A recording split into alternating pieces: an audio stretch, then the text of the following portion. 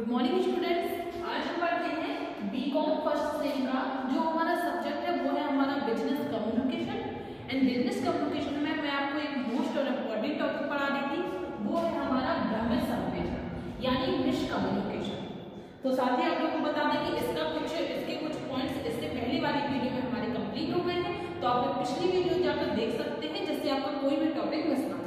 आज की वीडियो में मैं आपको पढ़ाने वाली हूँ भ्रमित संप्रेषण। थोड़ा भ्रमित संप्रेषण के बारे में पढ़ेंगे, संप्रेषण की प्रक्रिया व अवरोध की उत्पत्ति, मतलब जो मिसकम्युनिकेशन होता है ये क्यों स्टार्ट होता है, क्यों होता है।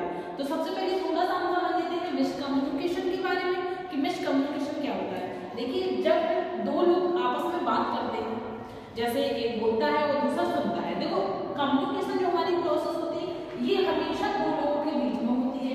एक होता है सेंडर, एक होता है रिसीवर, है ना। सेंडर और रिसीवर के बीच में जब एक बातों का आदान प्रदान हो रहा होता है तो उनके बीच में कभी कभी ऐसा हो जाता है, या तो बात का कोई गलत मतलब निकाल लिया जाता है ना, जो हम कहते हैं कि गलत फहमी हो गई, या आवाज के कारण कुछ गलत सुन लिया हो, या हमारी बात का दो तरीके से मतलब निकल रहा हो तो उसने नेगेटिव वे में अपना मतलब निकाल लिया हो। ऐसी कम्युनिकेशन जिसमें हम कहना कुछ चाहते हैं और सामने वाला समझ कुछ और जाता है, तो ऐसी कम्युनिकेशन हमारी मिस कम्युनिकेशन में आता है। ये हमेशा ऐसी होती है जब दो लोग आपस में बात कर रहे होते हैं, तो या तो सेंडर कुछ और सेंड करना चाह रहा, कुछ और मैसेज बोलना चाह रहा, लेकिन हमारी बात का दो तरीके से मतलब निकल रहा है, एक पॉजिटिव दूसरा नेगेटिव। इनने पॉजिटिव ना सोचकर नेगेटिव सोच लिया है, तो उस समय भी हमारा मिस कम्युनिकेशन हो जाएगा।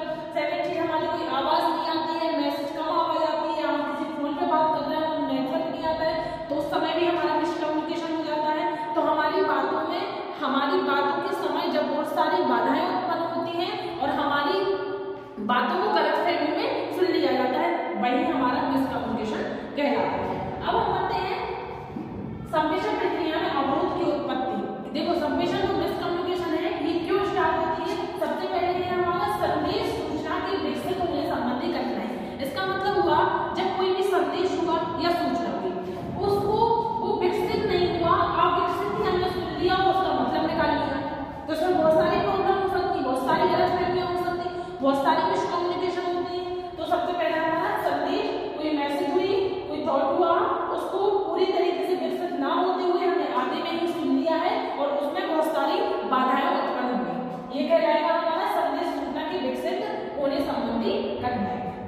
दूसरा है हमारा युक्ति विचारों की अभिव्यक्ति संबंधी कठिनाई। युक्ति और विचार क्या होते हैं, जब एक सेंडर अपनी बात को बोलने के अकॉर्डिंग लिखता है या कोई विचार करता है और वो विचार गलत हो जाता है या लिखने में कोई शब्द गलत हो जाता है, तो ऐसे कम्युनिकेशन हमारे युक्ति विचारों की अभिव्यक्ति संबंधी कठिनाइयों के अंतर्गत आते हैं। बहुत सारे कम्युनिकेशन होते हैं जो लिखित में होते हैं, है ना, अपने थॉट बनाने होते हैं, तो थॉट के बीच में और लिखने में मिस्टेक के बीच में जितने भी कम्युनिकेशन होते हैं वो हमारे युक्ति विचारों के अभिव्यक्ति संबंधी कठिनाई में आते हैं।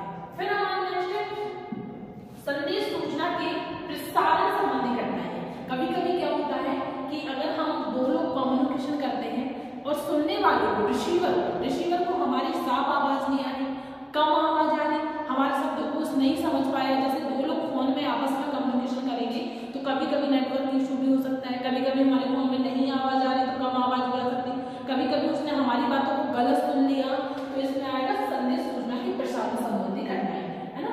फिर नेक्स्ट है हमारा संप्रेषण की प्राप्ति संबंधी कठिनाई।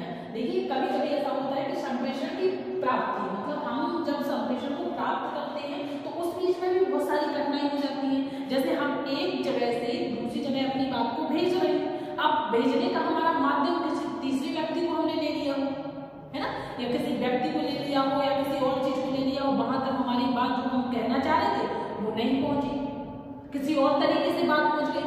हमने कहा कि उन्हें बुला लो, कुछ भी एक्सवाइजेड कुछ कहा और सामने वाले ने उसको थोड़ा सा और एडिटिंग करके बोल दिया, तो हमारी संदेश सूचना मतलब संप्रेषण की प्राप्ति जो होती है, प्राप्त करने में बहुत सारी कठिनाइयां हो जाती है। रिसीवर बहुत सारी प्रॉब्लमों को वो कर लेता है, मतलब गलत सोच लेता है।